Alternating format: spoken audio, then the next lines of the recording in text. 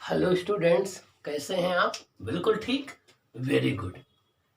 Dear students, अभी आपने previous class में आपने ये देखा कि डिफरेंट मटेरियल्स का क्लासिफिकेशन हम उनके रजिस्टिविटी के बेसिस पर कैसे करें।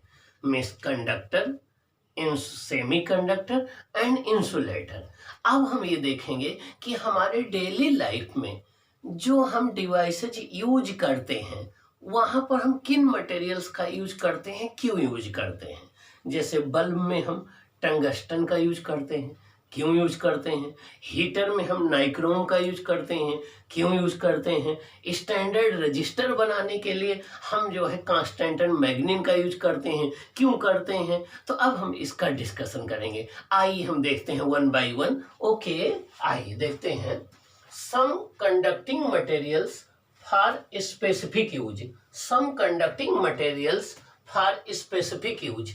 अब हम कुछ उन कंडक्टिंग मटेरियल्स की बात करेंगे जिनका स्पेशल यूज किया जाता है डिफरेंट डिवाइसेज में। आइए सबसे पहले बात करते हैं टंगस्टन की। किसकी बात करते हैं? टंगस्टन की। टंगस्टन का सिंबल क्या होता है? डब्लू। क्या होता है सिंबल? डब्लू। क्या होता है? डब्लू। और सबसे मेन पॉइंट क्या है? टंगस्टन का मेल्टिंग पॉइंट वेरी हाई होता है। देखिए, हाई मेल्टिंग पॉइंट कितना है? 3380 डिग्री सेंटीग्रेड। क्या? 3380 डिग्री सेंटीग्रेड। और यही रीजन है कि इसका यूज इलेक्ट्रिक बल्ब के फिलामेंट के रूप में किया जाता है। तो ये क्वेश्चन आपके यहाँ एग्जाम में आता है कि why tungsten is used in the filament of electric bulb all incandescent lamp. Electric bulb को हम इनकैंडेसेंट लैंप भी बोलते हैं। तो उसका रीजन आप क्या लिखोगे? Because tungsten has very high melting point 3380 degree centigrade. 3380 degree centigrade. इसकी रजिस्टिविटी लो होती है। क्या? टंगस्टन की रजिस्टिविटी लो होती है। रजिस्टिविटी इसकी हाई नहीं होती है। मीन्स कापर, सिल्वर, आपका कापर, सिल्वर, एल्युमिनियम, गोल्ड, इनके कंपेरिजन में इसकी रजिस्टिविटी जो होती है लो होती है। इसकी रजिस्टिविटी इनसे हाई होती है, अदर एलॉय से लो होती है। और emit light at 2400 kelvin. 2400 kelvin जब टेम्परेचर इसका पहुंच जाता है तो इसमें से लाइट निकलने लगती है। ये लाइट को एमिट करने लगता है। कितने केल्विन पर? 2400 केल्विन पर ये लाइट को एमिट करने लगता है। इसमें से लाइट निकलने लगती है। और जब ये टंगस्टन एयर के साथ मिल जाए तो इसका ऑक्सीडेशन हो जाता है। ये ऑक्सीडाइज्ड हो जाता है। इसकी लाइफ कम हो जाती है। अगर टंगस्टन के साथ एयर मिल जाए तो ये ऑक्सीडाइज्ड हो जाता है। इसकी लाइफ कम हो जाती है। इससे बचने के लिए, हम इससे अवॉइड होने के लिए बल्ब में वैक्यूम क्रिएट कर दिया जाता है। वैक्यूम क्रिएट करके उसमें नाइट्रोजन या आर्गन गैस फिल कर देते हैं, जिससे टंगस्टन एयर से रिएक्टर के ऑक्सीडाइज्ड ना हो। तो आपके यहाँ 2 क्वेश्चन आते हैं यहाँ से कि why tungsten is used for making the filament of electric bulb. तो आप आंसर लिखोगे because it has the high melting point 3380 degree centigrade. फिर नेक्स्ट क्वेश्चन आता है why inert gas like nitrogen and argon are filled in the electric bulb. तो आप लिखोगे to avoid the oxidation of filament so that its life increases. To avoid the oxidation of electric bulb filament so that its life increases. Okay. Next है nichrome.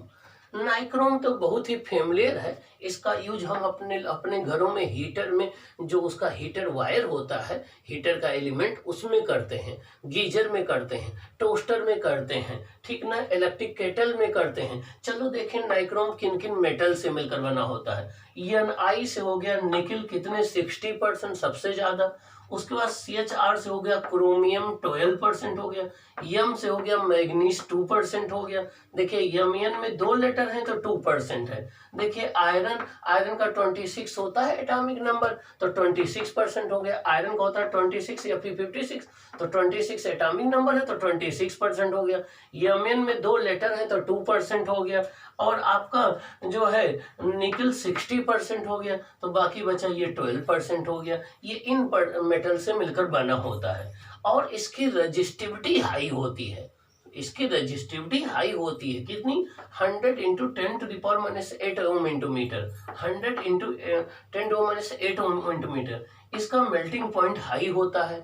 और सबसे main बात क्या है, do not react with air when burn, जब इसको हम burn करते हैं तो एयर से ये मिल करके ऑक्सीडाइज्ड नहीं होता है, तो इसके लॉन्ग टाइम तक ये बर्न होता रहता है और इसकी लाइफ हाई हो जाती है, ये जल्दी ऑक्सीडाइज्ड नहीं होता है, इसलिए इसकी लाइफ बढ़ जाती है। और जब 800 डिग्री सेंटीग्रेड तक भी इसको बर्न करो तो ये मेल्ट नहीं होता है, इसीलिए इसका यूज हीटर में किया जाता है, टोस्टर में, गीजर में, इलेक्ट्रिक केटल में हम इसका यूज करते हैं।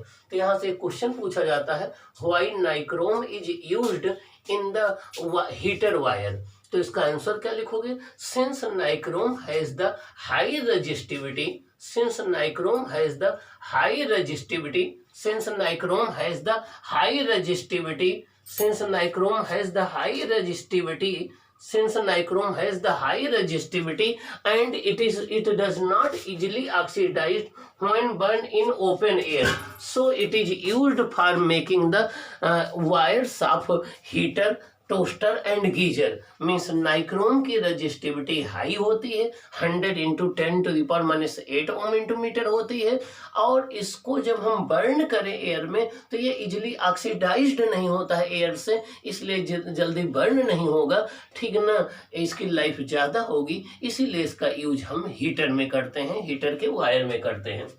नेक्स्ट है आपका कांस्टेंटन और मैग्नीन। कांस्टेंटन जो है Cu और निकल से मिलकर बना होता है, कापर और निकल से मिलकर के, C से हो गया कापर और N से हो गया निकल, कापर और निकल से मिलकर बनना होता है। 60% कापर होता है, 40% निकल होता है।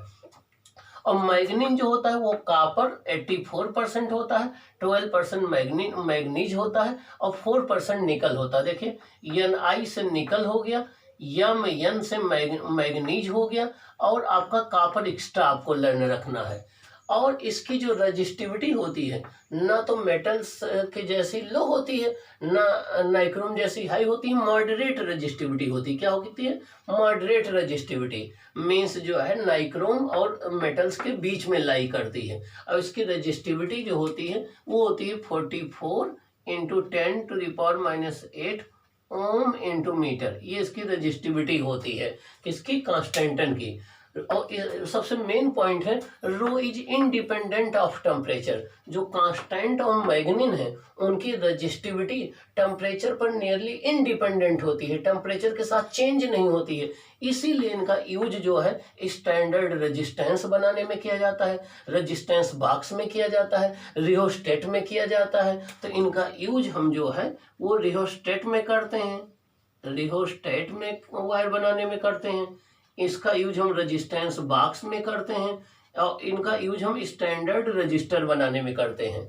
तो कांस्टेंटन और मैग्नीन का यूज हम स्टैंडर्ड रेजिस्टेंस बनाने में करते हैं, रेजिस्टेंस बॉक्स में करते हैं, रियोस्टेट में करते हैं। रीजन क्या है कि इसकी रजिस्टिविटी जो है वो नियरली टेम्परेचर इंडिपेंडेंट होती है। अगला है tin plus lead alloy, tin plus lead alloy, tin को क्या बोलते हैं हम लोग, Sn, लेड को क्या बोलते हैं, Pb प्लस Sn एलॉय। इसकी क्या होती है, इसकी रजिस्टिविटी लो होती है, क्या होती है, रजिस्टिविटी लो होती है, क्या होती है, रजिस्टिविटी लो होती है, और मेल्टिंग पॉइंट भी लो होता है, कितना होता है, 250 डिग्री सेंटीग्रेड, क्या होता है, 250 डिग्री सेंटीग्रेड, और used for making fuse wire. तो फ्यूज वायर जो है टीन और लेड एलॉय के बने होते हैं, फ्यूज वायर टीन और लेड एलॉय के बने होते हैं, इनकी रजिस्टिविटी लो होती है, मेल्टिंग पॉइंट लो होता है, मेल्टिंग पॉइंट लो होता है, और इनका यूज हम फ्यूज को हमेशा सीरीज में कनेक्ट किया जाता है, किस वायर के साथ, लाइव वायर के साथ, लाइव या फेज वायर के साथ। तो फ्यूज वायर को हमेशा सीरीज में कनेक्ट किया जाता है लाइव वायर या फेज वायर के साथ। और फ्यूज, सबसे इंपॉर्टेंट पॉइंट क्या है, फ्यूज वायर का फंक्शन उसकी लेंथ पर डिपेंड नहीं करता है, लेंथ चाहे बड़ी हो चाहे छोटी, उससे कोई फर्क नहीं पड़ेगा। हाँ, फ्यूज वायर का फंक्शन उसकी थिकनेस पर डिपेंड करता है, उसकी रेडियस पर डिपेंड करता है। ज़्यादा करंट फ्लो करानी होगी तो थिक फ्यूज वायर होगा, अगर आपको कम करंट फ्लो करानी होगी तो जो है वो थिन वायर होगा। मार्केट में अलग अलग करंट करंट रेटिंग के फ्यूज वायर मिलते हैं, तो फ्यूज वायर का फंक्शन लेंथ पर डिपेंड नहीं करता है, ये उसके थिकनेस और एरिया, थिकनेस पर डिपेंड करता है, रेडियस पर डिपेंड करता है। नेक्स्ट है कॉपर और एल्युमिनियम। कॉपर और एल्युमिनियम की रेजिस्टिविटी वेरी लो होती है। रेजिस्टिविटी वेरी लो होने से क्या है कि इलेक्ट्रिकल एनर्जी का वेस्टिंग हीट के रूप में नहीं होती है। रेजिस्टिविटी लो होने से जब इनमें से करंट फ्लो करती है तो इलेक्ट्रिकल एनर्जी की वेस्टिंग हीट एनर्जी में नहीं होती है, इसीलिए इनका यूज हम जो है ट्रांसमिशन केबल के लिए करते हैं, कनेक्टिंग वायर बनाने के लिए करते हैं। They are use for transmission of electrical power and making connecting wire. इनका यूज हम कनेक्टिंग वायर बनाने के लिए, ट्रांसमिशन केबल बनाने के लिए करते हैं। रीजन क्या है, इनकी रेजिस्टिविटी वेरी लो होती है, तो इलेक्ट्रिकल एनर्जी का हीट के रूप में वेस्टिंग सबसे कम होती है। और एल्युमिनियम जो होता है कॉपर से लाइटर होता है।